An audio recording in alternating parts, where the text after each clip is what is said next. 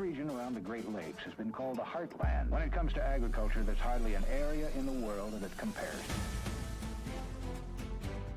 Everybody, just hold on. I don't know what we're going to have here. There's a lot of self-proclaimed geniuses out there that know the national yield, but they're all wrong. Manage money, piling in. Double digits higher. So at this point, we're in kind of uncharted territory. There's a lot of money on the sidelines. So that was a crazy one. That's what brings the viewers back. That a boy. Good morning, everybody. It's Wednesday, September 24th, and this is the AgYield War Room. I'm Dan Dempsey, and I'll be moderating today's session. As always, if you get any questions or comments, please feel free to drop us a line in the chat area. I'll be sure to get to it during the show. Overnight markets here, December corn up 3/4 at 427. November soybeans are up 4 3/4 at 1016 3/4. And December Chicago wheat was up 2 3/4 at 523 1/4.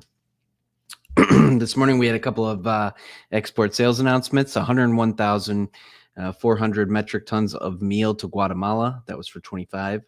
Also announced 312,956 metric tons of corn to Mexico, also for 25.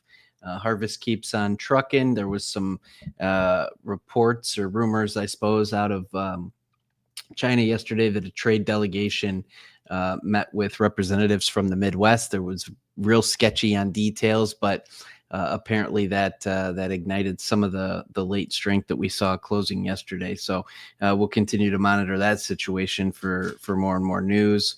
Outside of that, I know we were talking early this morning with there's a deadline approaching on a couple of new insurance products. And as the markets have done what they've done through some of our analysis, I think that and Dustin's going to get a little deeper into it, but there is, potentially some opportunities here. So certainly going to have Dustin talk about that here this morning. And then after that, we'll, wrap it up with a few thoughts on the markets here. So take it away, Dust. Yeah.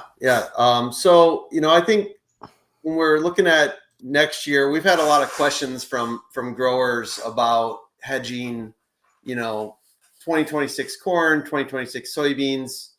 And, there's so much obviously to figure out over the next 6 months, especially. I think, what is South American production going to be? Justin mentioned it yesterday, like China's put so much eggs into the Brazilian basket. Brazil's shipping quite a bit of beans. What if they don't have the best weather this December, January? So you naturally want to fall back to, I want to have my cake and eat it too when it comes to hedging, where I need some sort of additional coverage, but I don't want to lock myself in and find ourselves in a completely different scenario, much like we saw in 2020 going into 2021, especially if the narrative changes with China.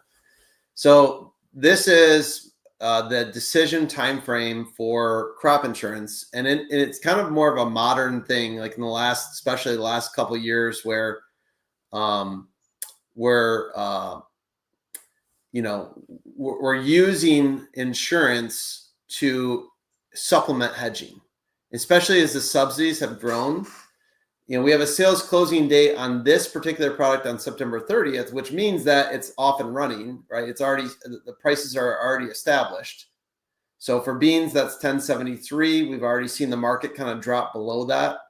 For corn, it's 456. Okay, so now there's a lot of moving parts with margin protection and MCO because these are margin products. So that there's another factor that's not traditional for what you'd think of, other type of county-based products like ECO or ARP, formerly GRIP. It'll have a cost component. And basically what you want to think about is that if prices fall or rise into the spring, your price is already established. So if we're just focused on beans for a second, 1073 is not going to change whether you choose MCO or margin protection. However, if input costs rise or fall, it is going to change how strong or how weak that trigger point gets. So input costs are already quite strong, are already quite high. We know that. If they continue to rise into next April, then we would see that this policy strengthen from, let's say, 1073. The trigger point from a 5% deductible would actually rise because the policy itself assumes the grower is also experiencing less margin from higher inputs. Conversely, if input costs fall into next April, DAP, potash, this product is actually going to weaken a bit because it assumes that the grower's margins are going to improve from falling inputs. So that's one caveat to this. You have to think about how does that line up with my current setup for how I buy inputs or what time of year I buy inputs, especially. But the main thing I think that we want to make sure that this is talked about this week amongst our clients and anyone else out there that's looking to look at buying insurance. Like, call us, we can talk through it. We're looking at a much higher subsidy for these products this year than we've seen in prior years. So, MP, that's still at 44% subsidized. It's a big product. It's going to be a high cost product, especially for corn compared to other forms of insurance. But, usually you pay for what you get for. In this situation, when you're looking at MCO, it's the very first high or low deductible product that you can buy that's 80% subsidized. So we're talking big dollars of coverage for anyone that's got a decent APH, fairly large dollars of coverage for that first 9% of margin. And the government's going to pay 80% of that bill. So, this is kind of one of those things where I'd say it's like a sign and drive situation. If you're worried about falling prices, and this is especially in my case, I'm a little worried about no 2026 beans, even though margins are not that good right now for beans for 2026. I'm worried that if this thing continues with China, we're going to need something at the back end of our, of our marketing plan to lean on. And we're only paying 20% of that premium, it's actually a fairly good risk reward to consider. Again, it's going to depend on your own situation. So encourage our AgYield clients to talk about this. We can go through it all, quote it, and see if it's right for you. The biggest opportunity cost of this is that you do not get to buy ECO in the spring if you've bought MCO on that particular product, right? It's an either or situation. And ECO is also going to be 80% subsidized. Both are going to be a low cost product with high coverage. It's just what are prices going to be in the spring and what are costs going to be in the spring. Yeah, Dustin, I just like to add to this just as a, because these new products do complement hedging so well, is that with such high subsidy levels, there's a couple of things that I think are really interesting about this. With really high subsidy levels, low option volatility in the futures, in the options that are on the futures markets, and really wide carries, I think there's a unique opportunity to get a lot of dollars of coverage at a high subsidized rate out there, and then use other tools to complement it. If you're worried about, hey, let's say between now and March, beans rally $1, right? And I miss out on ECO. Like, there's a lot of option strategies that I think could complement this from the dollars that you're saving from the 80% subsidy. So I think there's some really interesting strategies you can do that you could kind of set yourself up for a pretty good situation in either outcome.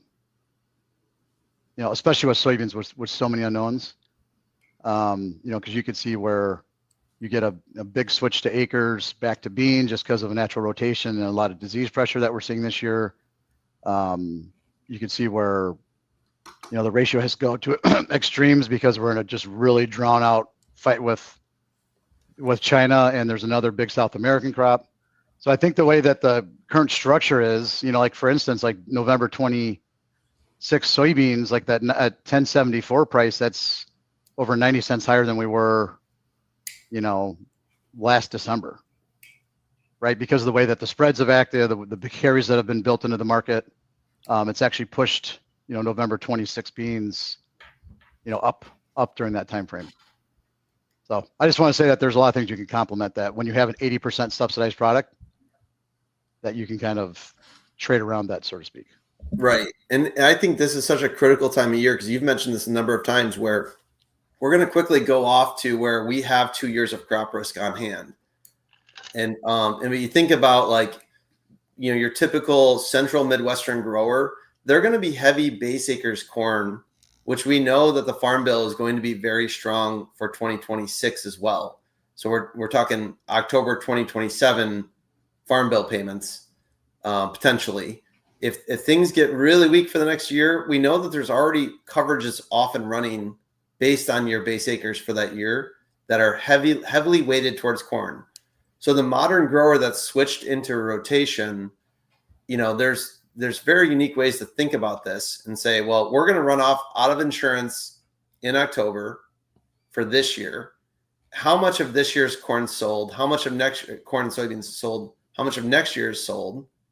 And so there's this gap coverage, and it's not a clean product necessarily because you don't know how the cost structures are going to change, but at least it's something there, and it's highly subsidized, as you mentioned, Justin.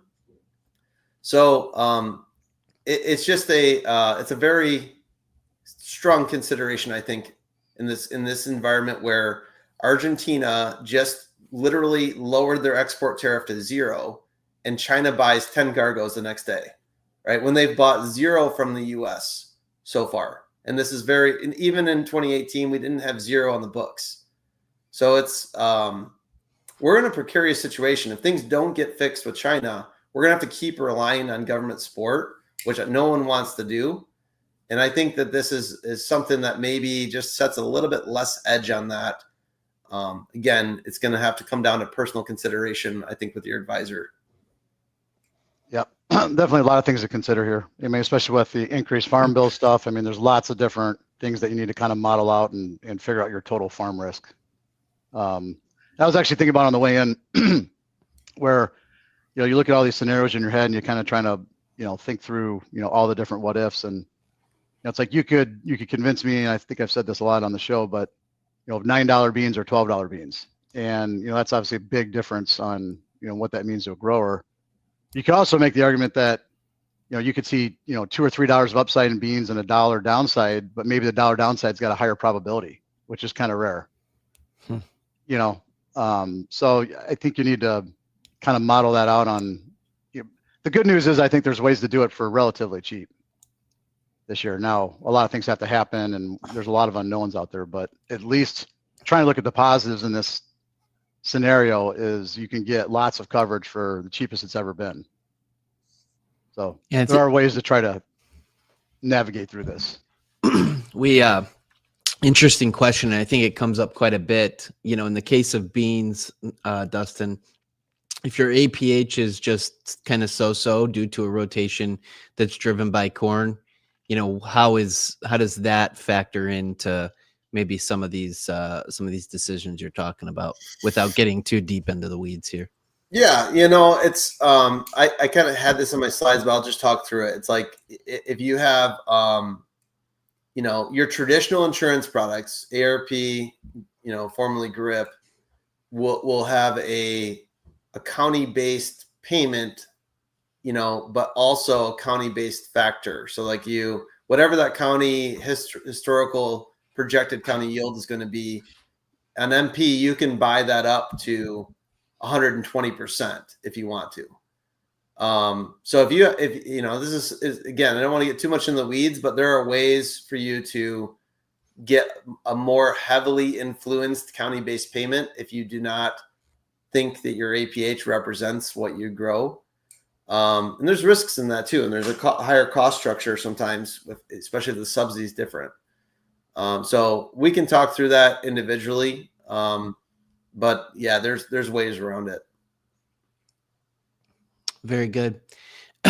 Justin, I guess before we go, everybody's going to ask, so Dustin alluded to 10 cargoes yesterday. I think they're now talking about being up to 20. What's your take? Basically, they're taking advantage of a zero tax policy here and putting the screws to some kind of deal. And then you got rumors of Midwest representatives, quote unquote, meeting with China. So maybe something's freeing up a little bit here. Yeah. Like I said yesterday, Trump was talking to the UN about completely, supporting the current president there. I think it's more of a play on, we'll support Argentina if you try to help yourselves. I'm not so sure that if, the other party wins, that is causing the current, trying to go back to the old ways of, socialism and kind of ruin their economy, that deal stands.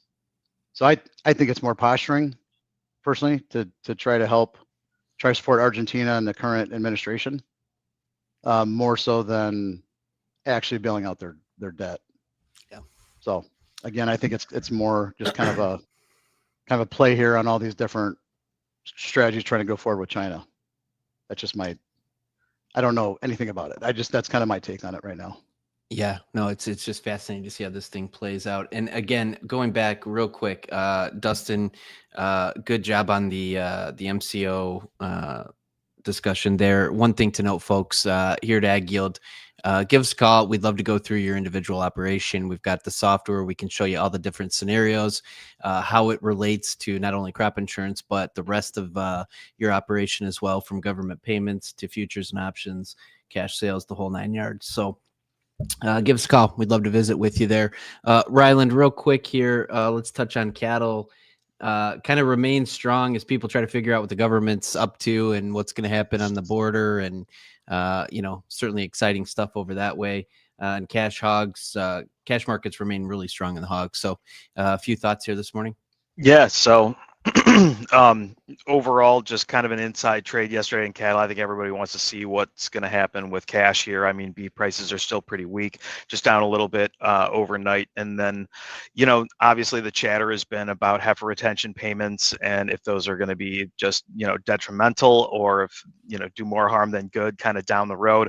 Obviously, we'll, get more information on this, but so far the public response has not been favorable. I think everybody would like the free market to kind of sort it out, and the price structure to actually incentivize it versus the government just dumping a bunch of money into the program. So kind of heard a little bit of that kind of on social media, just from anecdotal, responses from some of our clients. So overall, it just kind of feels like there's not a lot of excitement for this program, just seeing how, other markets have shaped up when we start seeing that kind of government intervention to impact the supply. So we'll see how this goes. It's definitely a moving target. Still need some more information here, but overall this week, just waiting to see kind of how cash fares up. And I think generally just with the liquidation that we saw yesterday, open interest down like 9,400 contracts, I think that we kind of narrowed this basis quite a bit. I think there's a little bit of concern that cash is just going to be a little bit steady, possibly even weaker in the north. So we'll see how that shapes up. And on the hog side, gap to new contract highs, got October hogs over $1. I mean, we put out a new recommendation last night just to make sure that everybody's paying attention. Just in case you needed to get some hedging done here, but these prices are great. Obviously, did see some liquidation. Commitment was down about 5,500, 5,600 contracts, and the market's staying really firm. We got the hog and pig report tomorrow. I think, generally speaking, not expecting any real kind of expansion. Just all hogs and pigs expected at 100.3, breeding herd at 99.5, and market hogs at 100.3. I think generally the breeding herd number is what everybody's going to be following for right now. It's going to be kind of the bigger focus, and just kind of justify, if we see some big revisions from the last report on the production side or not, to kind of justify slower slaughter pace and these higher prices. So we'll see how that comes out tomorrow. Very good. Appreciate the update there. We'll get a quick readout on the markets. December corn unchanged, 426.5 was the last. November soybeans are up 3 at 10.15, and December Chicago wheat is up 2 3/4 at 5.23 1/4. Tomorrow morning we will have weekly export sales. Those will be out at 7:30 Central. So we'll take a look at those, visit about them in the war room. We appreciate everybody that tunes in on a daily basis. If you wouldn't mind, throw us a like and certainly subscribe. Doesn't cost you anything to do so, and it'll keep you up to speed on everything that's going on with AgYield, in addition to some of these different things that we'll talk about in terms of crop insurance policies and whatnot. So be sure to subscribe. Doing this every day that the markets are open on X, Facebook Live, YouTube Live, 8:15 Central Time. Appreciate the thoughts and comments here this morning, guys. It was a good show. Hope everybody has a great day, and we'll talk to you again tomorrow. The War Room is proudly presented by AgYield. For For over 50 years, the AgYield team has provided grain marketing and risk management solutions for growers across the country. Our veteran consultants harness cutting-edge technologies to pinpoint risk, optimize market performance, and protect your farm's profitability. Discover a new approach to farm revenue management at agyield.com.